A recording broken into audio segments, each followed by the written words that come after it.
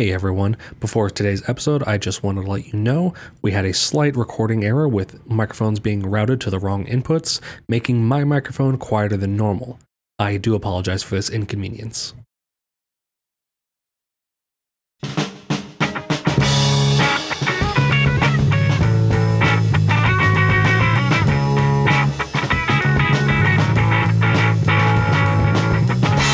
Welcome into the Gaming Discourse. I'm Tyler Frater alongside Richard De La Cruz, who is not here today, and Chief Engineer, Lieutenant Commander Connor Frater. Good evening. It is Monday, September 16th, 2024. Go to our YouTube channel, youtube.com/thegamingdiscourse, patreon.com/thegamingdiscourse, where you can support us for $2, $4, $7, $10. Get your name in the video credits, early access to our videos, access to our Discord server, and more new video up. My review of College Football 25 review / video. It wasn't like an official review. I didn't give it a score or anything like that. It was condemnation. But yeah, talked about some of my thoughts on it, some of the issues I had with it, some of the things I like about Dynasty mode and stuff like that. Ended up being pretty long. It clocks in a little over a half hour.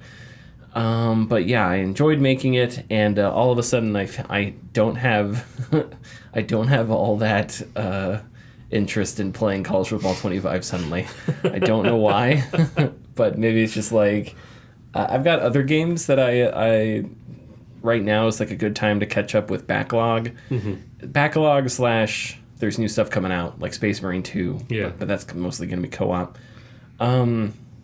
But yeah, so there's other stuff that I'm going to be playing. But yeah, we both played Space Marine 2 this weekend. Yep, that's pretty much all I played this weekend. So why don't you go ahead and share your first thoughts on Space Marine 2?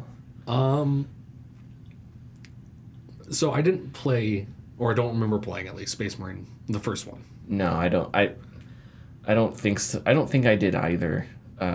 We played that top-down shooter, the top-down Space Marine one. You mean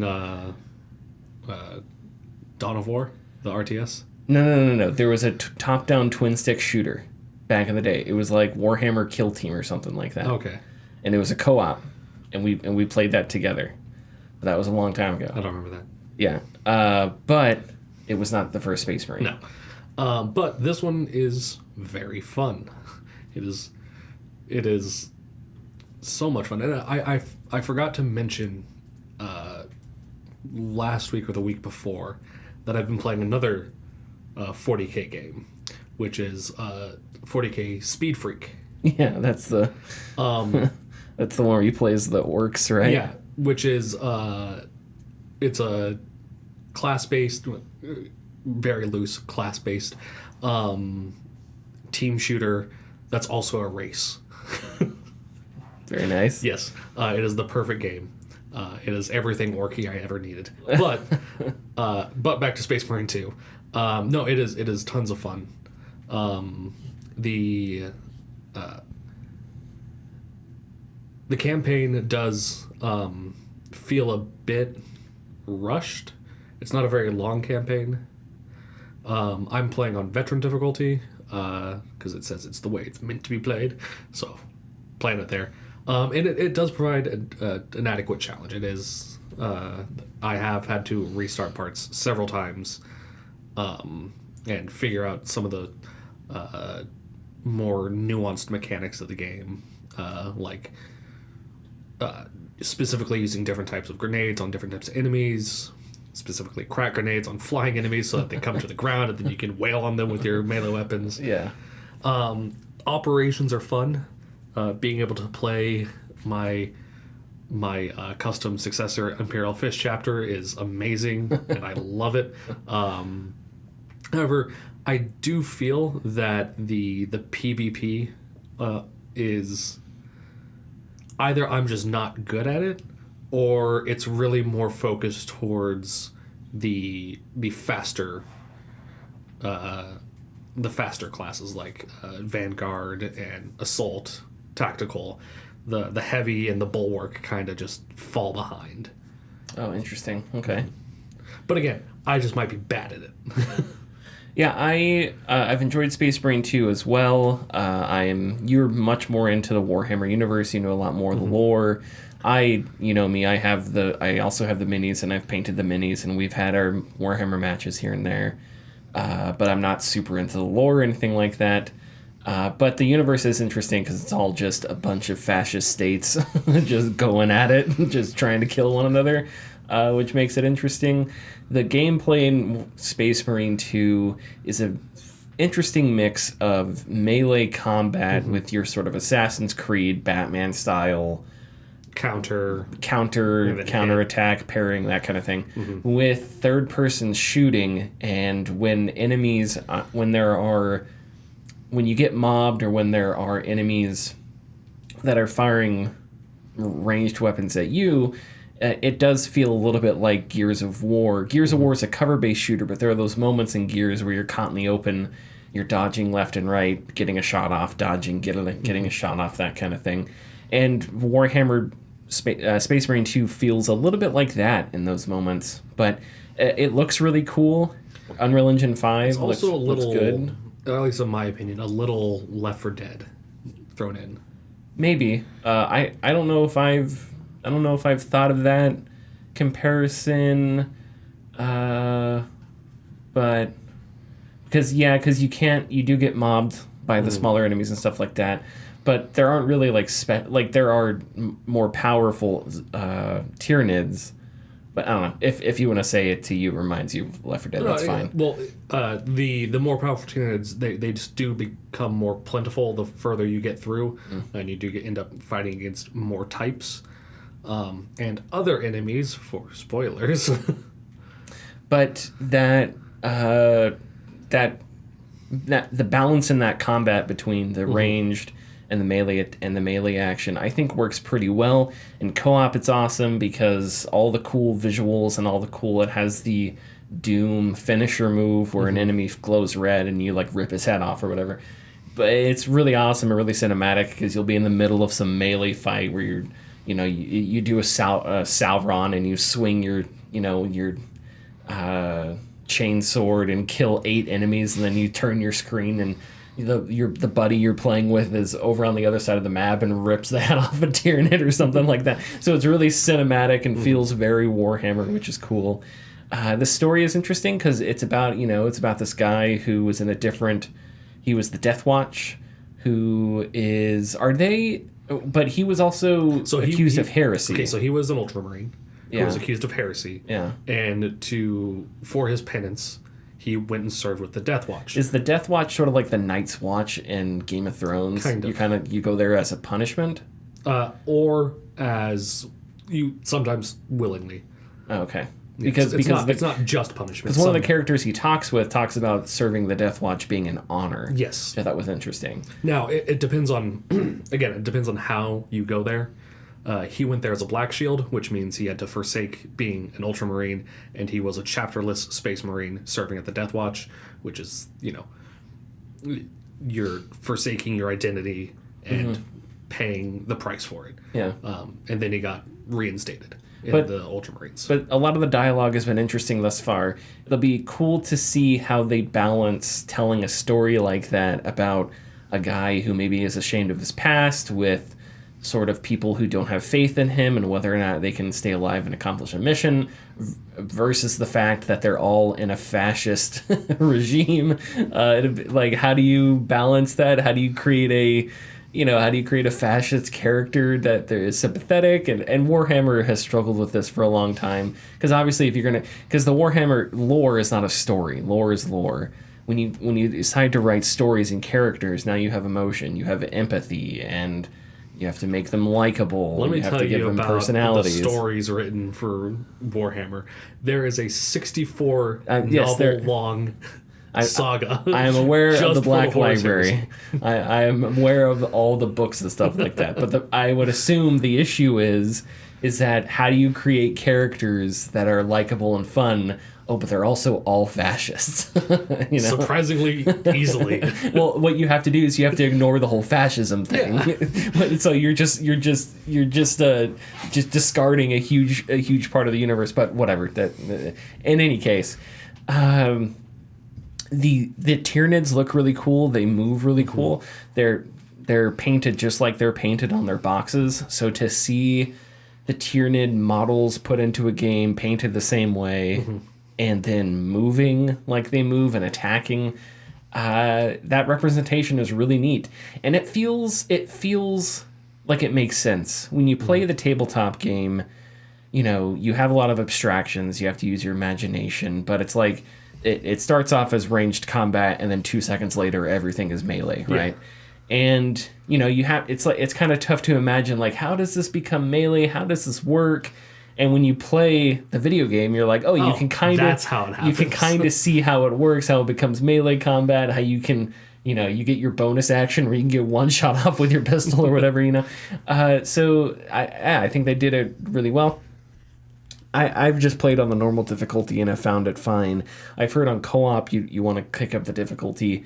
I may try it on veteran. I don't know. I'm curious how well like getting your health back and stuff, because you have your armor, which is like your shield and your health. Constantly on the brink of death. Yeah, and that was the thing, is it teaches you to parry pretty early on, but I learned you can't parry all the attacks. You parry the blue ones. Well, yeah, you parry the blue ones, and that will refill an armor slot. But you parry the stronger enemies' normal attacks. Yeah, the little guys, you just kind of have to eat their attacks and just cleave through them. Cleave through them and just eat as many of those attacks as you can. Or run backwards and just drop a grenade at your feet. Yeah. And then there's really cool they do a really good job with the art direction thus far early in the game. There's multiple times where you turn a corner and there's a giant front line, and I keep wanting to call them Zerg. They get the scale of 40k perfect. And the Tyranids are just running down a mountain into a meat grinder, and there's like, Sergeant, we're our left flank, you know, and you get thrust into that first battle is so awesome because it's like this intense front line. Section, this frontline sequence, and you're waiting for air support to come in, and you see a tank roll out in front of you, and you just charge into battle, and you're in this trench, and the Tyranids just pour over the trench, and it just becomes melee combat hell. And it's really, really cool. I'm sure that there are people that are like, I've wanted this kind of StarCraft game forever, which that's basically what this is. Since StarCraft and Warhammer 40k are basically the same thing. Well, StarCraft is the way it is because they couldn't secure the license for 40k. Yeah, that's what I've heard too. I've never actually looked into if that was an urban myth or not. I think it's actually true. Okay, it would make sense. I think Blizzard couldn't land the licensing rights. Yeah, they just couldn't come to an agreement, so they just made Diet 40k and called it StarCraft. It turned out weird. It turned out great. It would make sense. But it does a really good job with that, with sort of showing you the scale, showing you the intense action, showing you lots of gore, if you're a fan of, which I am as well, if you're a fan of like the 40k aesthetic and the, not just like the grand sort of grandeur, the fascist labeling of everything, or sort of the religious iconography that you're surrounded by, but just the massive tanks and the cool weapons and stuff like that. You get plenty of that. A little further into the game, I don't know how far you went on. I got into the mission where you get jetpacks. Okay, after a couple or mission or two after that, when you go into like cities, and just again, the scale of everything, the iconography, you'll walk past a commissar standing on top of a tank, giving a dramatic speech to a bunch of soldiers. That's awesome. And it turns out if you switch your in-game audio to German just before that, it's really eerie. Oh, jeez. I was gonna say the DualShock, the DualSense is great. It's enabled on the PC, and feeling the combat, feeling the weapons with the DualSense is awesome. So they did good work with that. We were talking about the DualSense in relation to Astrobot, but yeah, anything else you want to say about Space Marine 2? I will say you will probably really like Operations. There's only 6 or 8 of them, but they're the mini stories that happen alongside the campaign. You'll find out other operations that are going on, and that's these. And they're self-contained stories that feed into the main story, that are just as story rich as the main game itself. And how does it run on PS5 for you? Oh, fluidly. No, cool. All right, yeah, because it's running really well for me as well. I haven't encountered any issues on PC. There are like weird server connection issues. Not sure how big of a deal those are. I played for a while and had some disconnects, but I don't think it's that big of a deal. Yeah.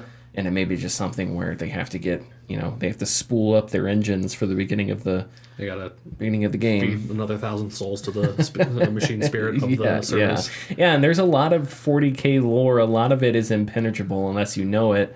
But it's good to have, like, a scribe, a translator that I'm playing with. Hey, Connor, what's this mean over here? Oh, well, you see, and you open up some gigantic book. You're like Gandalf looking through the archives at Minas Tirith, just like, oh, let me see. So, yeah, it's been really fun. I can't tell you that because it's being redacted by the Inquisition. Yeah. So now I have to die because I read it. Right. But I'm excited to play it more, play some more co-op, play some more single player. But, yeah. Anything else you've been playing? No. I'm almost done with Astrobot. Astrobot's so good. There's so much creativity in every level. I talked about the art direction with Space Marine 2. It's the same thing with Astrobot. There are so many times where they set up a set piece and they do something fun and then they do something unexpected. It seems like every level has a little twist in it or a little exciting section, and everything is bite-sized, so nothing lasts too long. Everything is perfectly paced. There are different things, there are collectibles and whatnot you can find in some of the levels, and I've backtracked. And when you backtrack, you realize how small these levels are. Mm-hmm. Like, if you went and took out all the enemies and walked from beginning to end, there are levels you could get through in a minute. Like, they're tiny. But the thing is, they're dense, they're filled with things to do, they're filled with things to interact with. Mm-hmm. So as you're playing through it, it's kind of weird because it's fun, and fun usually makes time go by faster. But in this case, it makes things feel bigger. And I think it's partially discovering everything, discovering new mechanics, taking on puzzles for the first time, platforming puzzles and stuff like that. So Astrobot's just been an absolute delight. I think PlayStation has a new IP here. I think... I don't know, like I want an Astrobot sequel. I want something where they can do it, I don't know, maybe not necessarily bigger, but do more ideas, more robust, more levels. Like what other ideas do you have that you can bring to the table? Because they just have hit a home run with, and it's not just the nostalgia stuff. Obviously, it's fun to, I found a robot, I found an Astrobot, Chris Redfield today and stuff, so that was fun. But like, it's not just that. It's just all the different ways that they use their mechanics to create fun little sections of gameplay. And I think I have one more section and then I'll be done. I've almost completed all the secret levels, and I'm really excited to get more into it. Okay. Are we ready for the news then? Yes. Let's do it. Thanks for listening. If you like our content, please consider subscribing or leaving a like and comment. You can find us at patreon.com/thegamingdiscourse. And our tiers are $2, $4, $7, and $10 and include getting your name in the video credits, early access, and access to our Discord server. I was talking about Astrobot, I just thought of something. So, one of my favorite parts in Astrobot is you meet the Kratos Astrobot. Yeah. And he doesn't have his axe on him, but he's chopping wood, and then he doesn't have his axe on him. And so I think you may have seen this. He still has to chop wood, so all the Kratos Astrobot does is pick up chunks of wood and rip them in half. so that's how he chops wood. His animation goes from chopping it with his axe to just picking them up, and it makes like a high-pitched squeal. Like when he rips logs in half, and anyway, it's very cute. Astrobot's very good. Okay, the PS5 Pro. Something not so cute. Yeah, I know something not so cute. The PS5 Pro is $700 and no disk drive, has a 2 terabyte solid state drive. It's got an upgraded GPU, advanced ray tracing, and AI powered upscaling. It will launch November 7th. Quick note about Xbox. Remember, during the FTC versus Microsoft battle, the Series X refresh was leaked, and it also did not have a disk drive. I do not believe any of that has been confirmed by Microsoft, though. In relation to the PS5 Pro not having a disk drive, it was like, oh, interesting, because that's what we heard about Xbox too, but I don't think Xbox has confirmed any of that, and I don't think we know of any of Xbox's plans for a mid-gen refresh. Okay, what did you think about... I don't know, what do you think about the console space? There's a lot of different ways to take this discussion.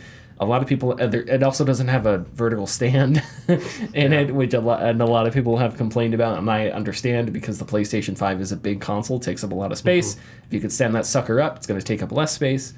So yeah, go ahead. I think the 2 terabyte solid state drive is amazing. Yeah. How large is it in the PS5? The standard PS5? Oh geez, I don't know. It's not. I don't think it's a terabyte. Yeah, I don't think so. But it's not. I think it's more than 500. Maybe 750. I'm not sure. Yeah. Maybe 750. Maybe 500. But it also has expandable storage as well.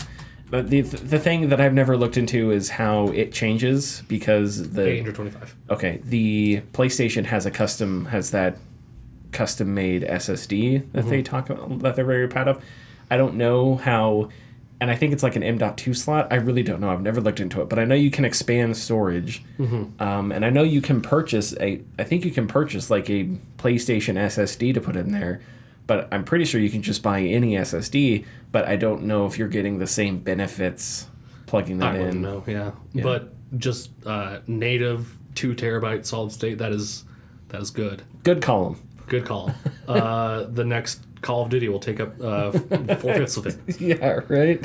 I can't wait for it to be 1 terabyte. Which, by the way, College Football 25, that has thousands of athletes, hundreds of teams, stadiums, sounds, all that stuff, is like 30 gigs. I don't know how this stuff works, but are you really telling me that all that is like 30 gigs and Call of Duty Modern Warfare bullshit is... Crusader Kings 2 has thousands of characters. This is true. Many different, and I know it's a lot of it is text based, so it's smaller. Yeah. But like the imagery, the customization imagery, just the amount of shit going on in that game, 5 gigs. yeah. Millions of characters, 5 gigs. Yeah, that is yeah. So I don't know what's going on there, but sorry. I can tell you what's going on there. Whoever's making, like, the specific team that's making, the compression sizes for Call of Duty is failing at their job. They're like, we'll take care of it next time. Well, the conspiracy theory is that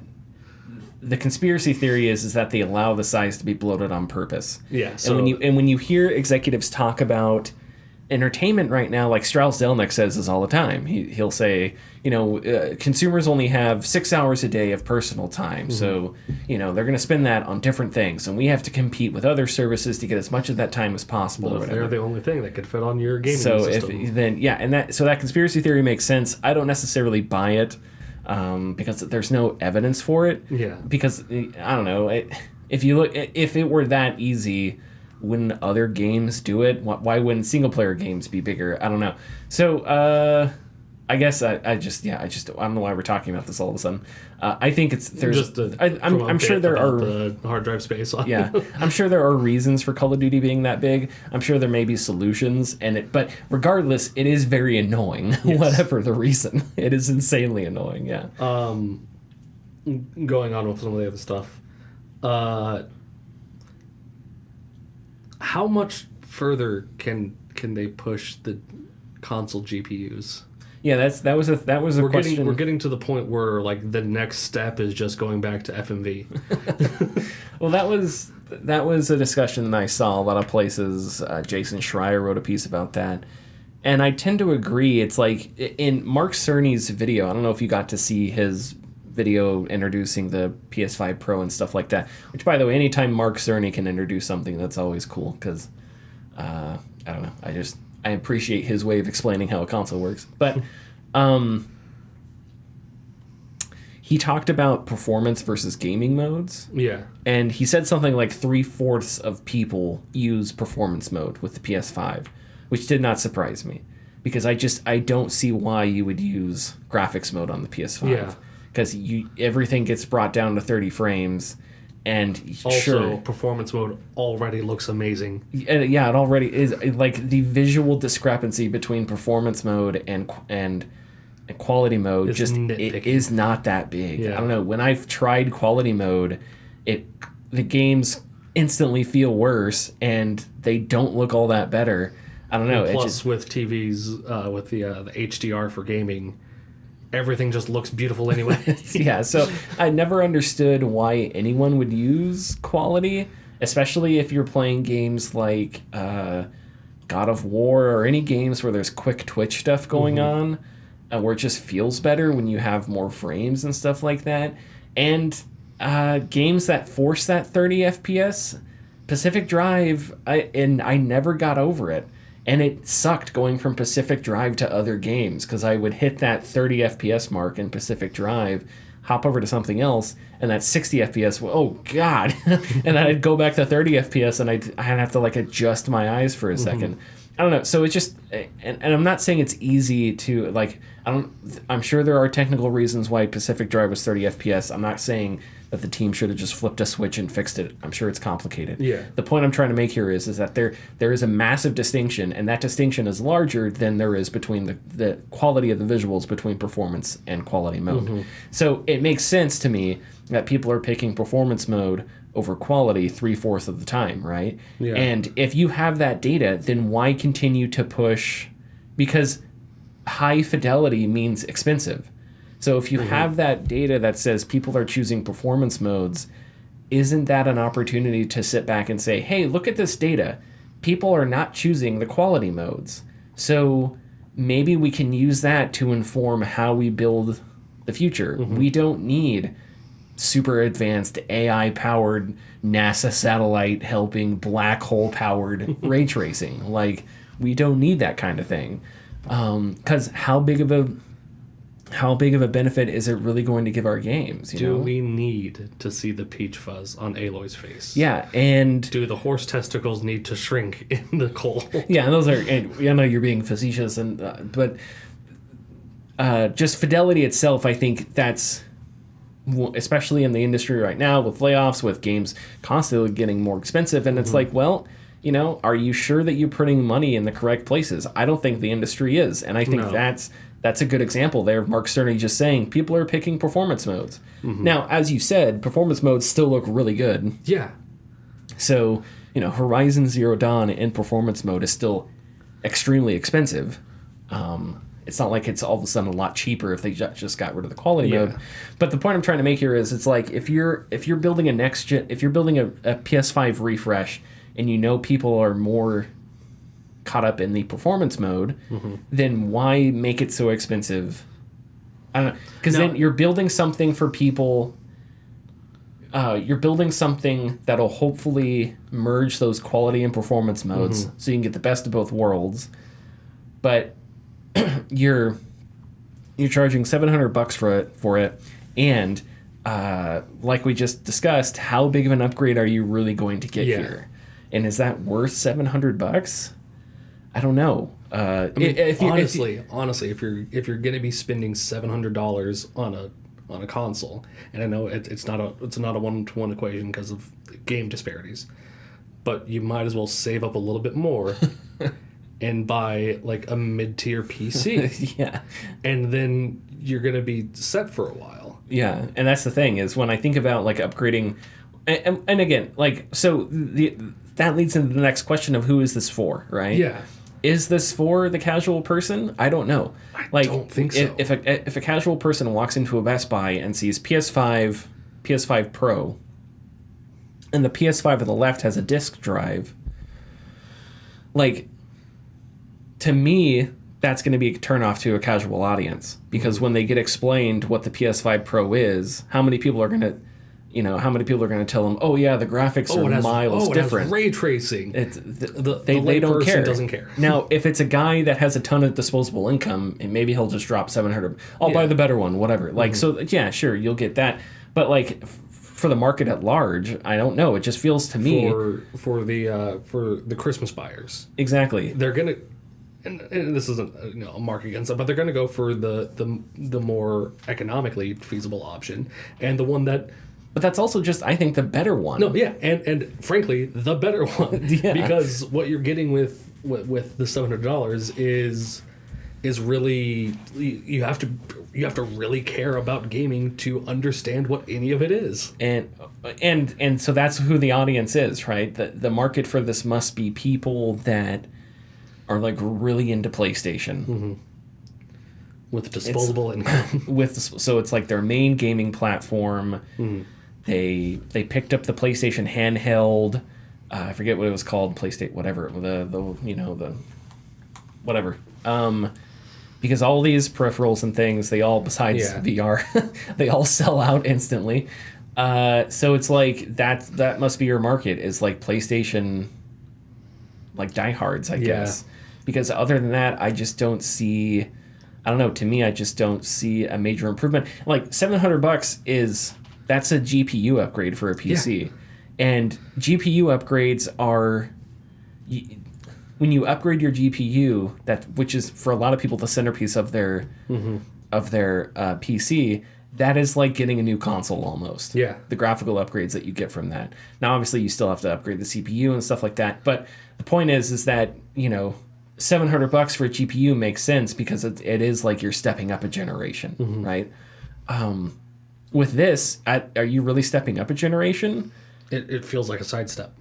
It feels like a sidestep that maybe has a little bit of an incline to it. Yeah. And it's $700 and it doesn't have a disk drive, which really sucks. I still think there's a market for that. I'm sure physical sales are down because digital games are just so convenient, and they've also lost some of their convenience. Digital sales are more convenient, but disc sales have lost some of their convenience because they are no longer just the disc. Just the disc. You can't just plug it in and play because you have to install games and stuff like that, and then you have to install patches or whatever, and you have to go to the store and pick it up. So you can't just, you can't pre-install it. If a game comes out on a Friday, you have to wait till GameStop opens on Friday to pick it up or whatever. So it's like, it's not as convenient and all that, but I think physical media still has a market. I think there are a ton of people that still care. The disc drive for PlayStation ended up selling like hotcakes when the PS5 Pro was announced, and then there were people on eBay doing things that should get them thrown in jail. So it's like, so I think that is a sign there that people, it's not like people are just abandoning disc drives. I think people still want it. And I'm sure there's other reasons too. People, they still have DVDs and Blu-rays that they watch. And maybe the PlayStation is sort of the thing that they use for that. Their consoles double as a DVD Blu-ray player. I don't know. So physical media is important. Companies want it on the way out because it's a big cut cost thing. Although if you ask them, they're all just running out of money constantly, apparently. But it's a big cut cost, and they don't have to worry about the secondary market as much, so I get it. But yeah, not having a disc drive is a big turnoff for me because now, I don't know, there's a bunch of games that I'm not going to be able to play. I have a large I do have a pretty big library of PS5 disc-based PS5 games, and so now it's like I can't, if I was someone that was interested in upgrading, now I just can't use my library. Yeah, it's only the digital games. Or you shell out an extra $80 on top of the $700. Yeah, and you can't find digital games used, so you have to buy them at full price or find them on sale, and that's not fun because I don't want to have to spend more money. So yeah, it's just I think this is sort of a big swing and a miss for PlayStation, and man, has that been the case lately. Apparently PlayStation woke up this month and was like, hey, let's make this the worst month outside of Astrobot of our company's history. Like, good lord. Is there anything else you would like to discuss here? Or any other thoughts? Just to tag on real quick that this has been a topic of debate at work, or a topic of discussion at debate.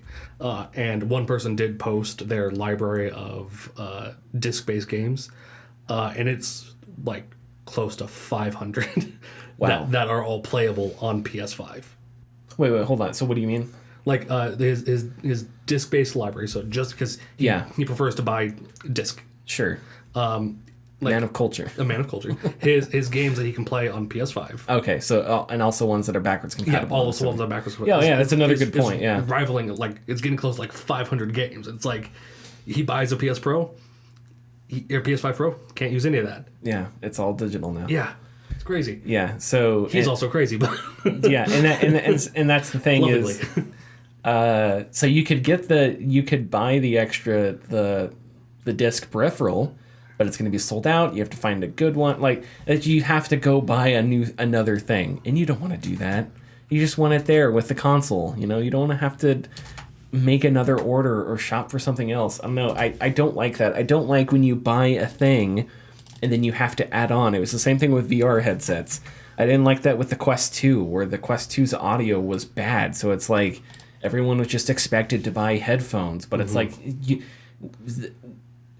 it's not super easy to find headphones that will fit with a VR headset when it's built in like it is with the Index or with the Oculus Rift. That's much more convenient, and those were good audio solutions. When that is taken out of the equation, you're getting less of a product. It's cheaper, but now it's like it's not super easy just to, it's really dismissive and annoying when people just go find headphones. It's like, well, it's not that easy. People's heads are different. Now I have to put on headphones every time I put on VR. It's another one of those. Anyway, I'm talking about something completely different now. No, there's an equivalency here because like not only is it just like it's an extra peripheral that you then, because there's a vertical stand, have to figure out where to put it. Oh yeah, that's another thing. Yeah, yeah. Which I don't have a spot on my, where my TV is. Yeah. I'd have to empty out one of the cubbies. All the cubbies are full. I have just an IKEA table thing, cheap IKEA TV table. TV stand. Yeah, there's no room to the side, so I'd have to completely reorient things and that's not so it's just yeah, I don't know. It's just layer upon layer of inconvenience after inconvenience that just is shedding a really bad light on the PS5 Pro. Plus, it's $700. Yeah, and I'm not sure it's worth the upgrades that you get are worth that kind of money. You get some extra lines with it. So maybe it is worth $700. I stand. $200 or $100 per extra line. I stand corrected.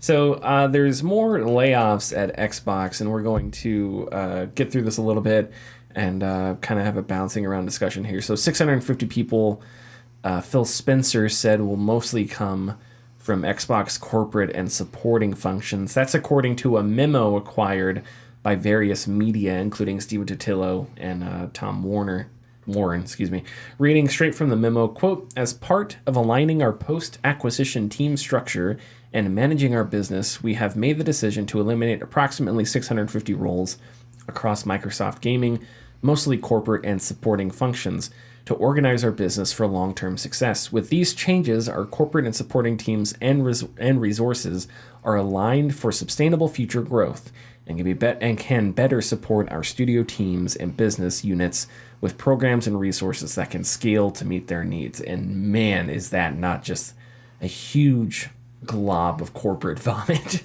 Hey, Phil. I thought Purchasing King was supposed to fix your company.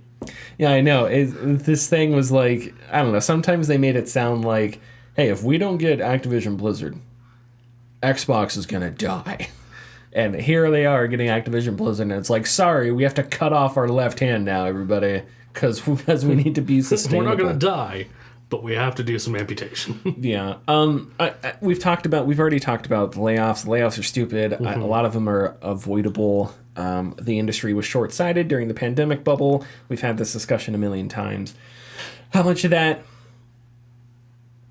is directly affecting these specific layoffs, I don't know, but it still just sucks. And at my sort of takeaway from this is, okay, when are things we can also complain about growth. I hate this word growth, because it's like, well, what do you mean? What's your goal?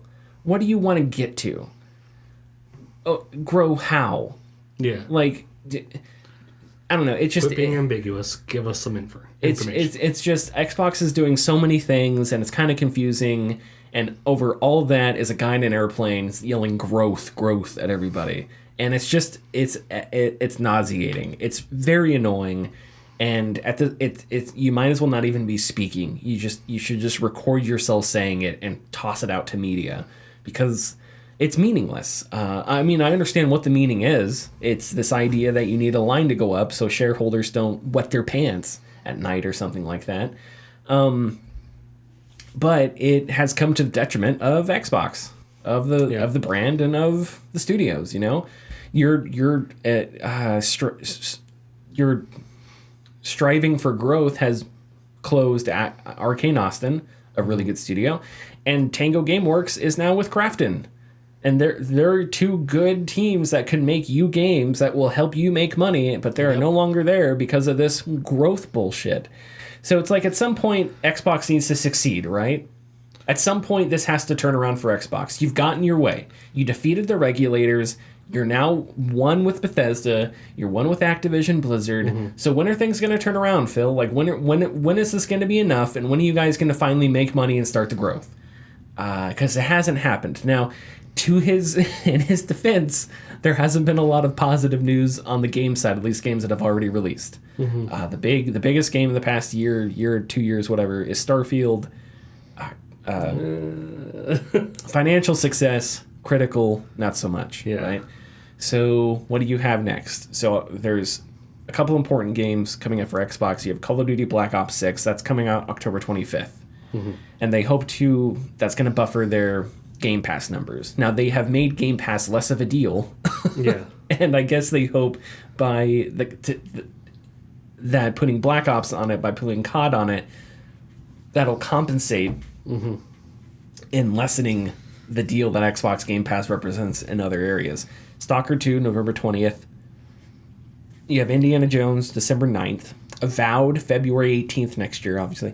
Doom the Dark Ages, 2025. Perfect Dark, we don't know. Outer Worlds 2, we don't know. And many of those are Xbox exclusives, meaning they're going to come to Xbox consoles and PC. Obviously, Indiana Jones will eventually come to PlayStation. COD Black Ops will come to PlayStation.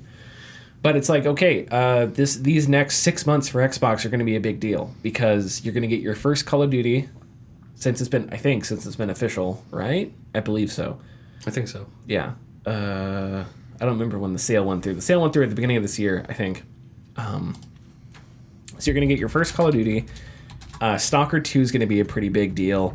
Indiana Jones, I think, is also going to be a pretty big deal. Avowed is probably the nichest game in here. Maybe Stalker 2.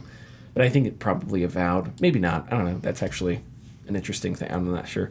And then Doom, Perfect Dark, and Outer Worlds are so far away that, I don't know, it's kind of tough to tell. But these next few months are going to be important for Xbox, because they need a big, gigantic hit game that is also well-liked. And hopefully that helps things out. I don't know. But I don't know. It's disheartening, and it's annoying. And at some point, it's like, Xbox, you have gotten everything that you've wanted. Mm-hmm. So can you go forward now and start creating this growth and this excitement that you've talked about? Or are you just going to keep rolling along? What would probably help with the growth you're seeking? Putting out good games. which again, is difficult to do, and they're getting on it, right? Yeah. But I think they've been focused more on bolstering their numbers and less on putting out good games, as we've seen with, their backlog, or not their backlog, their catalog of games that have come out recently. They haven't been critical successes. They've sold well because... the big ones, the mass market ones, yeah. They haven't been critical successes. They've sold well, but then people gave up on them. And not every single one of them was a live service title. I don't think any of them were. So they weren't looking necessarily for a revenue tail, but Redfall. Oh, was it? Yeah, it was a live. I think it was supposed to be like a live service. Oh well, then there you go. and that one did not sell well, No. and it didn't. Obviously, Arcane Austin is closed now, so yeah. And that one was just a disaster of a game. Yeah, I guess my main thing is, okay, I'm tired of hearing about it, Xbox. Get shit done. Like to quote our dad, shit or get off the pot. like it's time to, it's like, I've heard about your need for growth and blah blah blah and how sad it is, and oh, you're third behind PlayStation and Switch. Okay, well, you got your way, you pouted, you complained, you stomped your feet. Regulatory agencies aren't strong enough to stop you merging with Activision Blizzard, so now you're here. So it's put up or shut up time. And a year, if we're still talking about, whoa, we need growth and we're doing layoffs, I'm going to lose all like, I don't know. I'm not going to say respect because Phil Spencer is just an executive, but I'm going to be mad and I'm going to stop treating his Blazers like they're cool. That's the worst thing that I could think of in the moment. That's a real threat right there. Is there anything else? Which, by the way, I don't think it's cool. Okay? I know. Let's just make this perfectly clear. It's always been a tongue-in-cheek joke. I don't know. I'm sure he's being authentic. I don't know. Why the hell am I talking about this? Are we ready to move on to Annapurna Interactive? Let's go. Annapurna Interactive has closed. The Hollywood Reporter first reported that Annapurna Interactive's Nathan Gray, he's the former president, was stepping down along with Deborah Mars and Nathan Vella, co-heads of Annapurna's indie games division. Then Jason Schreier reported that it was the entire staff of Annapurna Interactive that had resigned, following a dispute with ownership. According to Schreier, Gary and his team were negotiating a spinoff of the video game division as an independent entity with Megan Ellison, who is the founder of Annapurna. When Ellison pulled out of those negotiations, the resignations followed. This led to confusion and chaos as developers partnered with Annapurna. They were kind of abandoned and had to figure out what the hell we're going to do with our deals here. But Annapurna's new president, Hector Sanchez, has told developers that existing contracts will remain honored and staff who left will be replaced. In a statement to Bloomberg, Ellison said, quote, "We're committed to not only our existing slate of games, but also expanding our presence in the interactive space as we continue to look for opportunities to take a more integrated approach to linear and interactive storytelling across film and TV, gaming, and theater." And man, I did not realize how much I hated that sentence until I said it out loud. But also expanding our presence in the interactive space as we continue to look for opportunities to take a more integrated approach. There's a lot of layers. There's a lot of adjectives there. I know that you know that you know that I know. Yes, exactly. They're expanding, they're looking, they're taking, and they're integrating.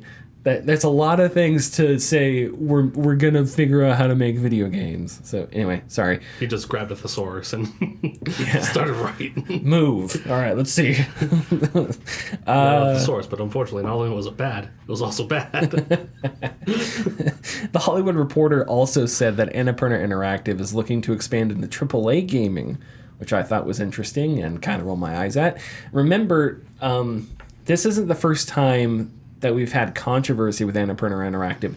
2 years ago, you may remember that People Make Games did a story about indie devs and certain famous indie developers like Steve Gaynor at Fulbright and the other ones are going away from me. Anyway, various indie developers who were accused of sort of abusive workplace cultures, emotional abuse. And in each case, Annapurna was partnered with those indie devs. And in that video, they did not come off as I don't know, they kind of came off as disorganized and maybe a little dismissive. Well, definitely dismissive in some cases. But that was 2 years ago, so who knows? I just thought that was interesting to bring up because we've heard a lot about Annapurna Interactive, kind of. And so it's, I don't know. I feel like this is a massive story that we don't know a whole lot about, but hopefully we're going to learn some more about. Because I did find it interesting that the Hollywood Reporter said they wanted to expand in AAA gaming. Because that's not really what they've done, right? Yeah. Like Stray is one that comes to mind. Outer Wilds, which was so good. There's a few other games. I'm bad at remembering games, but and they have a Neon few. White. Was that one of them? I think so. And then there's a few they have coming out right now, like There Be Monsters or whatever. That looks really cool. We Be Monsters, There Be Monsters, something like that. Just a trailer. So it's like they have definitely found a niche, not Devolver Digital type niche, but similar. So I think that's a good thing to find that niche. Yeah. But why move into AAA? Now, a cynical person would say that some executive somewhere in a smoking jacket, smoking a cigar, hating everybody under the age of 15. Getting lung cancer. Yes, it's just like, oh, there's that Last of Us show, see? Sweet, sweet TV shows, transmedia, see? And so he's like, what fucking TV shows do we have? And they're like, oh, sir, Annapurna Interactive has, like, these movies. And he's like, well, shut the fuck up and make a game out of them. You know, so all of a sudden, it's like you've got this company that does TV stuff and movie stuff, and they've got video games. You see the success of the Mario movie. You see the success of The Last of Us. You see the success of the Fallout show. And all of a sudden, transmedia is this buzzword that executives are throwing around, just like they were with AI, just like they were with Metaverse, just like they will with any other shit that you say and they want to shovel out of their own mouths. So now it's, hey, why don't we do this? But we don't really have any games that we can make a TV show out of, so we have to make a game that we can also make a TV show out of. That's my complete, like, a million miles away psychoanalysis of the situation. Because that is not their strength, is AAA gaming. AAA gaming means you have to have bigger budgets, and for that, you're going to have people that want you to do live service games, and that's a whole fucking huge issue there, right? So, like, you can't just... I don't know. With the way people talk about how expensive AAA games are, I assume you can't just decide to make a AAA game and it's fine. Here's the thing. Just call it a AAA game. We see that happening with quadruple A games coming out. That happened once, and it was Valentine's Day, so back off. What's the other? Yves Guillemot with Skull and Bones. And Yves Guillemot, I think Yves Guillemot was just mailing it in that day. He knows that these guys... He could say this is a 10A game, right? He was talking to a Wells Fargo investor. What does the term AAA actually mean? Yeah. Well, I think they're... What does double A actually Okay, but they do mean something.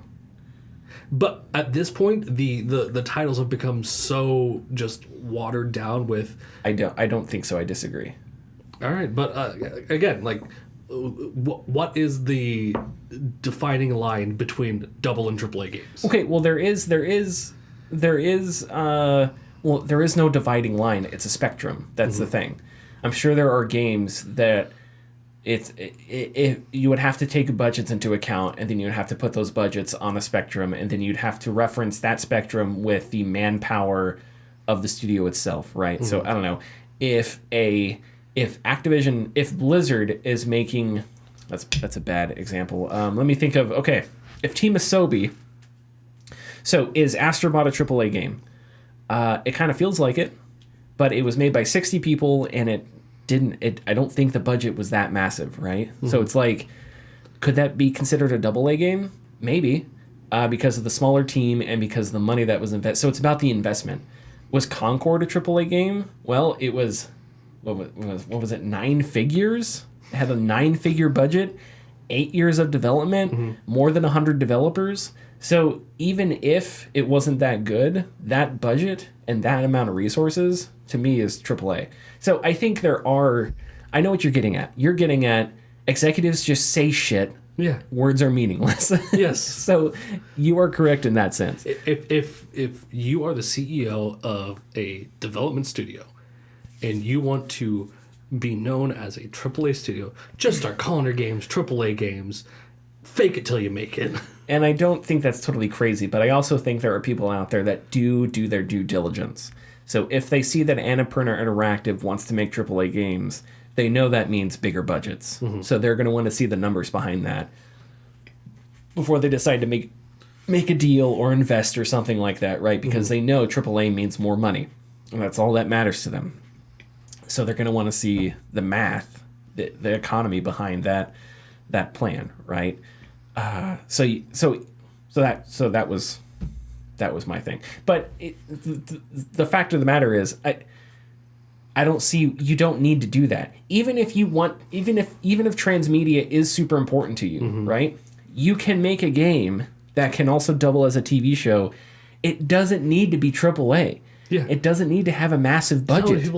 Vampire Survivors has an anime coming out soon. Vampire Survivor. I wouldn't give a single A to Vampire. No, I'm just kidding. No, Vampire Survivors is amazing, but like it doesn't need to have. It's triple V. Triple V, baby.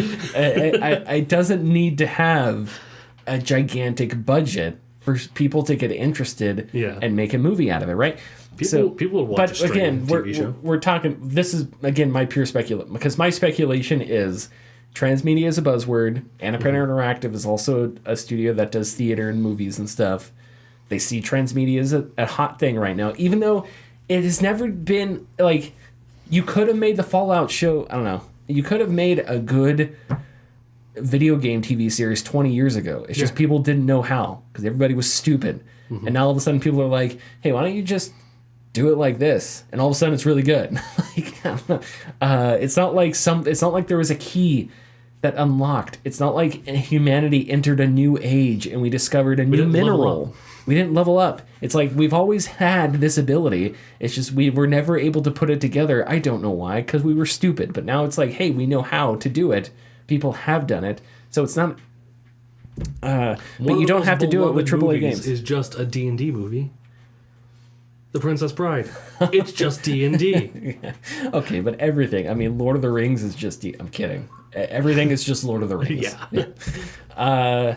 But that's based on my speculation, because we don't know what's really going on here. That was just my psychoanalysis from 1,000 miles away. But even if it has nothing to do with transmedia, Annapurna, you don't need to do AAA. You don't. You don't need to spend that money. You've carved out a great niche here.